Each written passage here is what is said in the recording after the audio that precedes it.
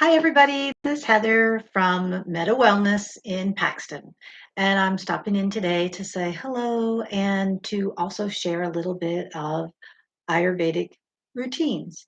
So, as we've now entered into fall, which today, yesterday, the weather's so nice. I still have my sweatshirt on because I was working all morning and now I'm like, okay, it's time to get to the next part of my day. So I'm a little chilly, but that's me during the change of seasons, right?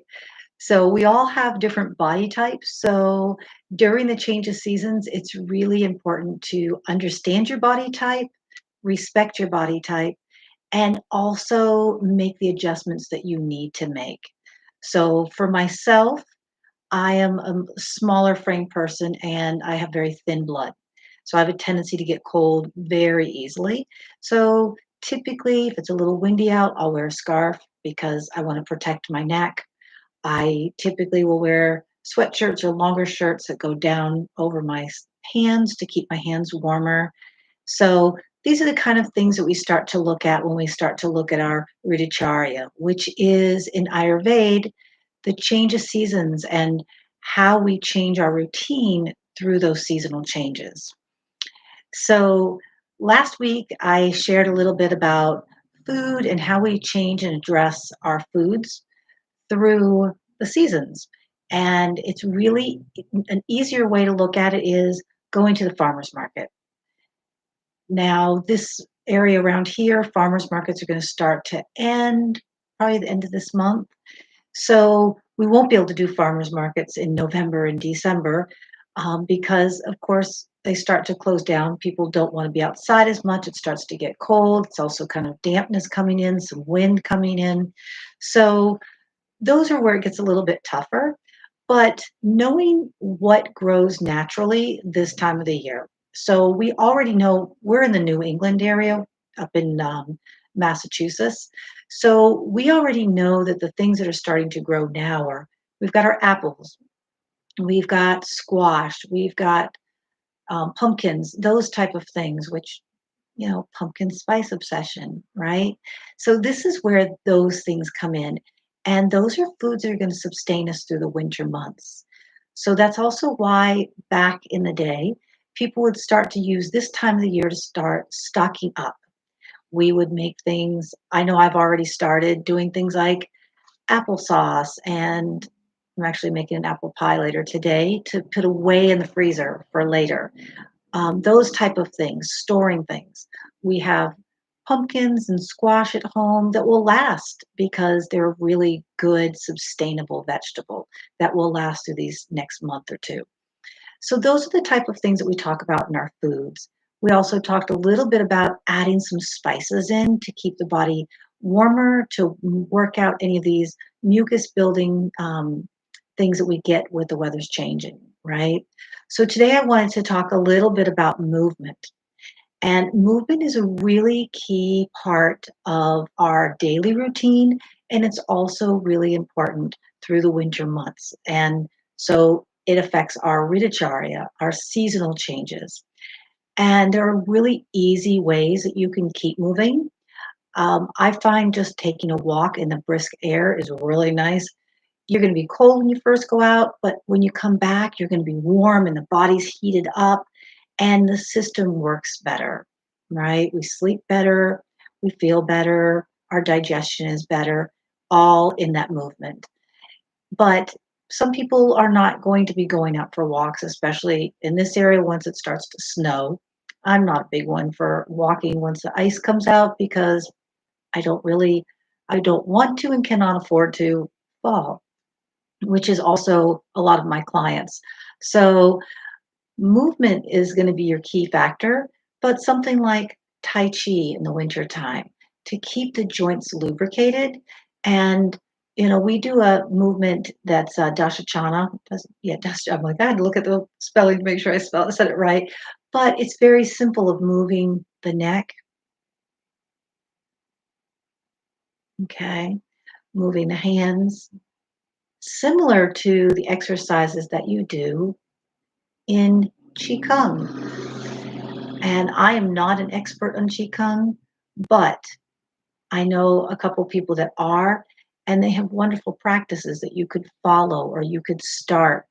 There's a lot of information out there, but Qigong, Tai Chi, yoga would all be practices that you could do that would help lubricate the joints. And we really want to get these joints moving, okay? And in the wintertime, what's going to happen is as we get colder and our bodies become a little bit stiffer, it's not going to help with the lubrication in the joints. So we do start to feel kind of heaviness. We start to feel a lack of mobility if we're not moving the joints. And I know for myself, I had gone through some physical rehab about 2 years ago, and it changed the way my body is able to move. So I still am every day doing some of the movements that was given to me through my physical therapist and still doing those movements to help. Because what I find is when you're not moving the body will stiffen up and it'll be harder and it makes it more uncomfortable to move. So, a daily routine of moving. And that's where in the wintertime it's nice because our Ritucharya tells us let's do some nice stretches, but let's do them so we're heating the body up. All right. So in the summertime, we can go outside for these long walks and bike rides, and we're moving the body all the time in the summertime because we're getting out there and we're moving and we're walking and we're playing sports and all that good stuff. In the wintertime, there are a lot of people in this area, they'll do skiing and they'll do cross country walks with the snowshoes and ice skating. Those are great ways to keep the body moving. So find the routine that's going to work for you as the seasons change. I like to make sure I'm adding things in there are going to heat the body up a little bit. So some warm up exercises through yoga. Again, like I said, Tai Chi seems to be my fallback or Qigong in the winter months because I don't really like to go out when it gets really cold, and I'm not a big one for when it gets icy and snowy. So I change my activity to an inside movement. Doesn't mean you have to. You have to find the activity that works best for you. So that's really kind of our overall on the Ritucharya for today. Each week, I'm going to add a little bit more. And so that you can start to look at what is your Ritucharya. And your Ritucharya really is how your body's changing through the seasons and what your routine's going to look like. We have a Dinacharya, which is our daily routine that we do every day. And then our Ritucharyas are changes through the seasons. Right now, we're changing in the seasons. We're moving from our Pitta season, which is hot and dry, and we're moving into a time that is going to be windy and cool. And so we're moving into our Vata season. So starting to really take take stock on the body, take stock on the mind, because how the body's feeling, the mind's going to feel. How the mind feels, the body's going to react. So take some time to look at your body, look at your routines. How are you connecting?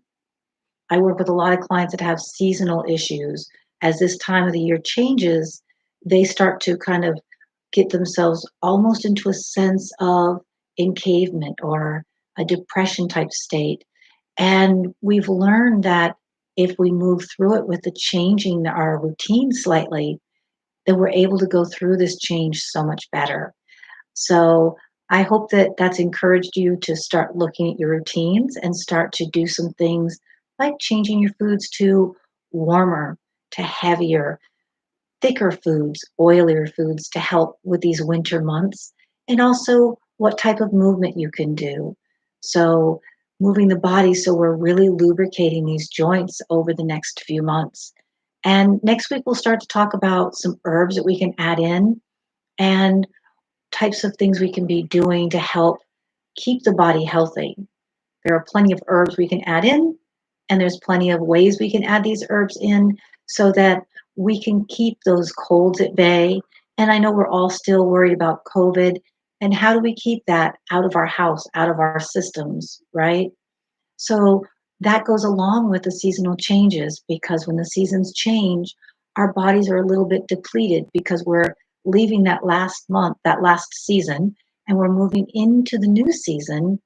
And we've got to clean out the old and get ready for the new. So, again, this is Heather from Meta Wellness and Herbal in Paxton. And again, I'll be sharing more and more of these as we go along and doing just these little mini shorts.